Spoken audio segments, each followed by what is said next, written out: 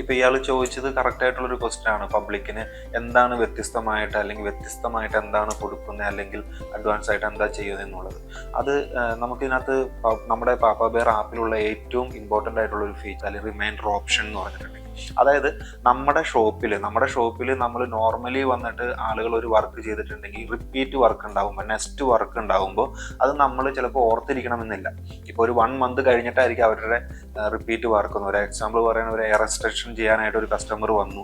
അപ്പോൾ ആ കസ്റ്റമർക്ക് എയർ എക്സ്ട്രക്ഷൻ ചെയ്യണം. അത് കഴിഞ്ഞിട്ട് 1 മാസം കഴിയുമ്പോൾ ചിലപ്പോൾ ടൈറ്റ് ചെയ്യേണ്ടി വരും, അല്ലെങ്കിൽ 2 മാസം കഴിയുമ്പോൾ ടൈറ്റ് ചെയ്യേണ്ടി വരും, 3 മാസം കഴിയുമ്പോൾ ടൈറ്റ് ചെയ്യേണ്ടി വരും.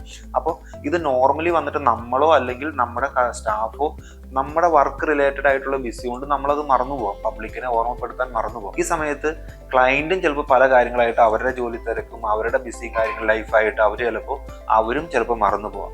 ഇവിടെ സംഭവിക്കുന്ന 2 കാര്യങ്ങളാണ്. ക്ലയൻറ്റിന് വന്നിട്ട് അവർക്ക് കറക്റ്റ് ആയിട്ടുള്ള ഷെഡ്യൂളിൽ അവരെ വർക്ക് ചെയ്യാൻ പറ്റാണ്ട് വരിക, അല്ലെങ്കിൽ കറക്റ്റായിട്ട് ട്രീറ്റ്മെൻറ്റ് ചെയ്യാൻ പറ്റാണ്ട് വരുന്നു. അത് അവർക്ക് നമ്മളോടുള്ള ട്രസ്റ്റബിൾ മിസ്സാവുന്നു. രണ്ടാമത്തെ കാര്യം എന്ന് വെച്ചിട്ടുണ്ടെങ്കിൽ അതായത് നമ്മുടെ ഷോപ്പ് ഓണേഴ്സ് ആയിക്കോട്ടെ, ഫ്രീലാൻസേഴ്സ് ആയിക്കോട്ടെ, റിപ്പീറ്റ് കറക്റ്റായിട്ട് കിട്ടുന്ന വർക്കുകൾ കിട്ടാണ്ട് വരികയും അവരുടെ ഏണിങ്സിനെ അത് ബാധിക്കുകയും ചെയ്യും. നമ്മുടെ ഏറ്റവും ഇമ്പോർട്ടൻ്റ് ആയിട്ടുള്ള കാര്യമാണ് നമ്മുടെ റിപ്പീറ്റ് വർക്ക് നമുക്ക് കിട്ടുക എന്നുള്ളത്. അപ്പോൾ അത് നമുക്ക് മിസ്സാവുകയും ആ കസ്റ്റമറെ നമുക്ക് മിസ്സാവാനും ചാൻസ് ഉണ്ട്.